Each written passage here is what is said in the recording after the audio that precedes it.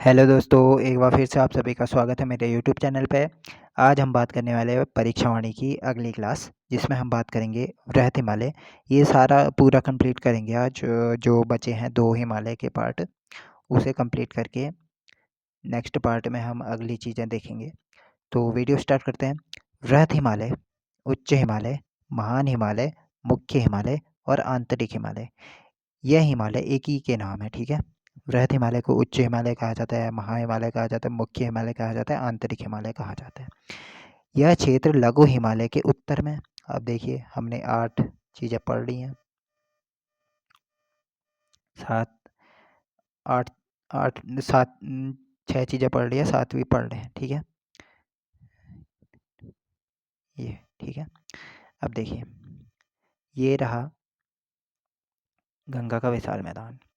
फिर ऊपर गया इससे तराई, फिर भावर, फिर शिवालिक, फिर दून व द्वार क्षेत्र, फिर मध्य हिमालय, फिर वृहत हिमालय। ये है ट्रांस हिमालय। अब देखिए, इसने लिखा है कि लघु हिमालय के उत्तर में। देखिए, लघु हिमालय ये है उत्तर में, ठीक हो गया। और जो ट्रांस हिमालय है उसके दक्षिण में। ट्रांस हिमालय ये है सबसे ऊपर, तो इसके दक्षिण में ये रहा। आप समझ चुके होंगे आप। प्राचीन ग्रंथों में इसे हिमाद्री कहा जाता है। हिमाद्री यानी बर्फ का घर कहा जाता है इसे, ठीक है, वृहत हिमालय क्षेत्र को। नेक्स्ट, ऊंचाई है इसकी, ऊंचाई पूछी जाती है 4500 से 7817, जहाँ नंदा देवी पश्चिमी की ऊंचाई है 7817। चौड़ाई है इसकी 15 से 30 किलोमीटर। विस्तार है इसका 6 जिलों में। 6 जिले कौन कौन से हैं? देखिए, उत्तरकाशी, टिहरी, रुद्रप्रयाग, चमोली। 4 गढ़वाल के हैं और 2 बागेश्वर और पिथौरागढ़, 2 कुमाऊं के हैं। 6 जिलों में विस्तार पाया जाता है। इस श्रेणी को भागीरथी, अलकनंदा, धौलीगंगा, गोरी आदि नदियों द्वारा विभक्त कर दिया जाता है। हिमालय का सबसे बड़ा भाग है वृहत हिमालय। वृहत यानी बड़ा, हिमालय का सबसे बड़ा भाग है। हिमालय की ऊंची चोटियां भी यहीं पाई जाती हैं। जितनी भी हिमालय की ऊंची ऊंची चोटियां हैं तो इसी क्षेत्र में पाई जाती है। जैसे माउंट एवरेस्ट 8850 मीटर की ऊंचाई पर स्थित है, यह नेपाल में स्थित है। यह भी वृहत हिमालय की श्रेणी में पाया जाता है। फिर कंचनजंगा, ये भी सिक्किम में है, तो ये भी वृहत हिमालय क्षेत्र में पाया जाता है। 8586 इसकी हाइट होती है। और K2 यानी गॉडविन ऑस्टिन, ये है 8611 मीटर की ऊंचाई पर। इसमें POK में शामिल होता है ये, ठीक है, वृहत हिमालय क्षेत्र में। तो देखिए, इसमें उत्तराखंड की कौन कौन सी शामिल है? नंदा देवी पश्चिमी, जिसकी ऊंचाई है 7817, ये ऊंचाइयाँ भी पूछी जाती हैं। कामेट की 7756, नंदा देवी पूर्वी 7434, फिर माणा 7272, बद्रीनाथ 7140, चौखंबा 7138, त्रिशूल 7120, सतोपंथ 7084, दूनागिरी 7066, केदारनाथ 6968, पंचाचूली 6904, ये भी पूछा जाता है।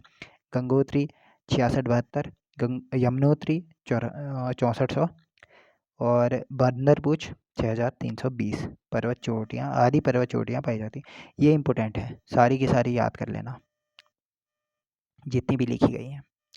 इस क्षेत्र के विशाल हिमनद प्लाइस्टोसीन युग के हिमाच्छादन का साक्ष्य प्रस्तुत करते हैं। इस जो क्षेत्र के हिमनद हैं वो किस युग के हैं? प्लाइस्टोसीन युग के हैं।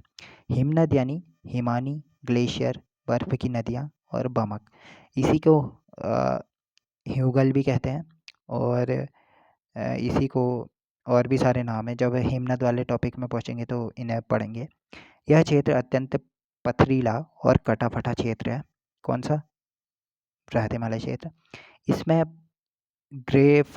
ग्रेनाइट, शिस्ट, नीस, रूपांतरित व कायांतरित चट्टानें पाई जाती हैं, ठीक है। इसके बाद इस श्रेणी में अनेक दर्रे या गिरिद्वार पाए जाते हैं। दर्रे के बारे में पढ़ेंगे, इसके अगले नेक्स्ट क्लास में देखेंगे। 12 से 13,000 फीट ऊपर क्या पाई जाती है? इस क्षेत्र में प्राकृतिक वनस्पतियों का अभाव होता है। 12,000 से 13,000 के बीच में ऊपर प्राकृतिक वनस्पतियों का अभाव मिलता है। और 10,000 से ऊपर यानी 12 से नीचे इसमें घास व झाड़ियाँ मिलती हैं। 10,000 से ऊपर इसमें शीतोष्ण कटिबंधीय सदाबहार नुकीले पत्ती वाले वन मिलते हैं। देखिए इसमें चीड़, साल, सागौन, फर आदि वृक्ष मिलते हैं। निचले भागों में छोटे छोटे घास के मैदान जिन्हें बुग्याल, पयार, अल्पाइन चरागाह आदि नामों से जाना जाता है। बुग्यालों को, ठीक है, बुग्यालों के बारे में भी पढ़ेंगे आगे। फूलों की घाटी, ये पूछा जाता है। फूलों की घाटी इसी क्षेत्र में स्थित है। फूलों की घाटी किस क्षेत्र में स्थित है? वृहद हिमालयी क्षेत्र में स्थित है। वृहद हिमालय के मूल निवासी, ये भी पूछा जाता है। भोटिया लोग मूल निवासी होते हैं यहाँ के। यहाँ के निवासियों का प्रमुख कार्य पशुपालन होता है, ठीक है। भागीरथी, अलकनंदा नदी घाटी से जाड़, मारछा, तोलछा तथा धौली, गोरी, काली घाटियों से सौका और जौहार आदि भोटिया अपने पशु चराने आते हैं। देखिए जाड़, मारछा, तोलछा ये सब भोटियों की उपजाति है, ठीक है, और सौका और जौहार भी, ये सारी उपजातियाँ जो भोटिया की हैं वहाँ इन क्षेत्रों में पशु चारक आते हैं अपने पशुओं को चराने हेतु। सबसे कम वर्षा वाला क्षेत्र है। सबसे ज़्यादा कौन सा है? शिवालिक, और सबसे कम ये वर्षा वाला क्षेत्र है वृहद हिमालय, ठीक है। इसके बाद यह ट्रांस हिमालय से ITSZ तथा लघु हिमालय से MCT द्वारा अलग होता है। ये भी समझने वाली चीज़ है। देखिए ये, ठीक है, गंगा का विशाल मैदान, शिवालिक क्षेत्र, और ये मध्य हिमालय, वृहद हिमालय और ट्रांस हिमालय। इन दोनों के बीच जो रेखा है, गंगा के विशाल मैदान और शिवालिक क्षेत्र के बीच, HFF, हिमालयन फ्रंटेड फॉल्ट, ठीक है, HFF। इसके बाद शिवालिक और ये मध्य हिमालय के बीच MBT या MBF, मेन बाउंड्री फॉल्ट या थ्रस्ट, ठीक है। अब इन दोनों के बीच वृहद हिमालय और मध्य हिमालय के बीच MCT, मेन सेंट्रल थ्रस्ट।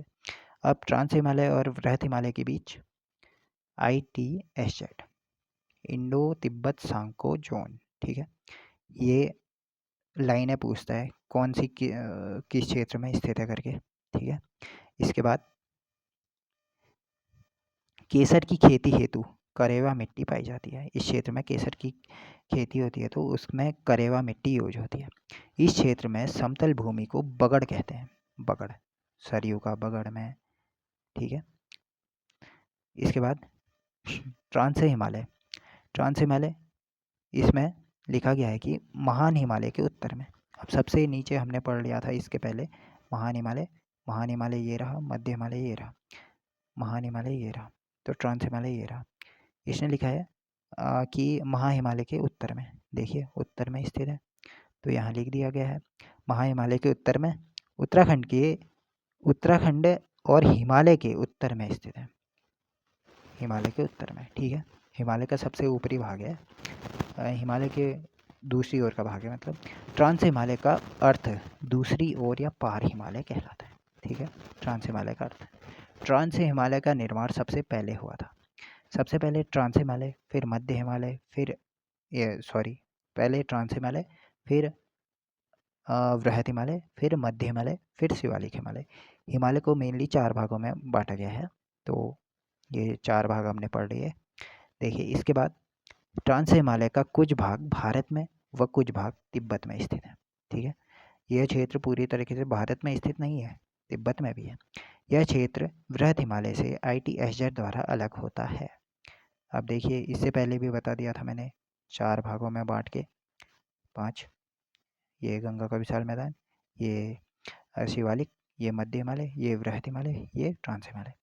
ये ट्रांस हिमालय है, तो ट्रांस हिमालय किसके द्वारा अलग हो रहा है? देखिए HFF, ये पिछले उसमें भी पढ़ा ही चुका हूँ मैं, MBF या MBT, फिर MCT, फिर ITSZ। तो देखिए ट्रांस हिमालय और मध्य हिमालय के बीच में ITSZ लाइन द्वारा अलग होता है। भारत के संदर्भ में 3 भाग हैं इसके, किसके? ट्रांस हिमालय के भारत के संदर्भ में 3 भाग है। इसमें काराकोरम, जिसे कृष्णागिरी भी कहा जाता है, दूसरा लद्दाख और तीसरा जाक्सर सैडी, ठीक है। अब देखिए काराकोरम, इसकी सबसे ऊंची चोटी है K2 यानी गॉडविन ऑस्टिन, जिसकी ऊंचाई है 8,611 मीटर इसकी ऊंचाई है। और सर्वाधिक बड़ा ग्लेशियर इसमें पाया जाता है जिसका नाम है सियाचिन ग्लेशियर, काराकोरम में ही स्थित है ये। सियाचिन ग्लेशियर से कौन सी नदी निकलती है? नुब्रा नदी निकलती है। सियाचिन ग्लेशियर से नुब्रा नदी निकलती है। और दूसरी श्रेणी है इसकी तीन भाग है ना। फर्स्ट भाग काराकोरम पढ़ लिया हमने, इसके बाद लद्दाख। इसकी सबसे ऊंची चोटी राकापोसी चोटी, और सबसे तीव्रतम ढाल इसी की है, राकापोसी श्रेणी की। फिर जैक्सर श्रेणी उत्तराखंड और तिब्बत को अलग करती है। यह श्रेणी उत्तराखंड और तिब्बत को अलग करती है। और एक क्वेश्चन हमेशा ही पूछा जाता है कि ऊपर से नीचे का वो क्रम सजाने को आता है। देखिए, फर्स्ट में है काराकोरम, फिर लद्दाख, फिर जास्कर, फिर पीर पंजाल। ठीक है, ये क्रम आता है ऊपर से नीचे की ओर या नीचे से ऊपर की ओर, याद कर लेना। ठीक है, KLJP, कलेजा पार। ठीक है, और इसी को पूरब से पश्चिम या ऐसे भी पूछ सकता है। फर्स्ट में PJLK, यहाँ से जाएंगे ऐसे, पश्चिम से पूर्व की ओर ऐसे, और पूरब से पश्चिम की ओर ऐसे हो जाएगा। ठीक है, ये भी याद कर लेना, ये क्वेश्चन GS में आता है। फिर चौड़ाई है इसकी 20 से 30 किलोमीटर, ऊंचाई है इसकी 2500 से 3500 मीटर। इसमें दर्रे पाए जाते हैं। ये क्वेश्चन पूछा जाता है कि कौन सा दर्रा किस क्षेत्र में पाया जाता है। जैलुखगा, ये दर्रा उत्तरकाशी में है। माड़ा, नीति, चोरहोती, दमजन, सलसर, किंगरी बिंगड़ी, दारमा, लिपुलेख। दारमा और लिपुलेख है इसमें पिथौरागढ़ में। किंगरी बिंगड़ी, सरसद, ये सारे यहाँ तक को जितने भी है चमोली में। और जैलुखगा है उत्तरकाशी में। उत्तराखंड का वृष्टि छाया प्रदेश स्थित है। इस क्षेत्र में उत्तराखंड का वृष्टि छाया प्रदेश क्या होता है? जैसे ये ट्रांस हिमालय सबसे ऊंचा हिस्सा है, तो यहाँ जो रोशनी है या ये क्या कहते हैं, वर्षा की मात्रा है, वो बिल्कुल ही न्यून पाई जाती है, मतलब पहुँच ही नहीं पाती। और छाया भी, यह क्षेत्र मतलब वृष्टि छाया के रूप में प्रचलित है, प्रसिद्ध है, तो इसे उत्तराखंड का वृष्टि छाया प्रदेश कहा जाता है। तो आज की इस वीडियो में इतना ही करते हैं, मिलते हैं किसी नेक्स्ट वीडियो में नेक्स्ट टॉपिक के साथ। इसके बाद हमारा टॉपिक है चोटियाँ, प्रमुख चोटियों के बारे में पढ़ेंगे। तो मिलते हैं किसी नेक्स्ट वीडियो में। Thank you.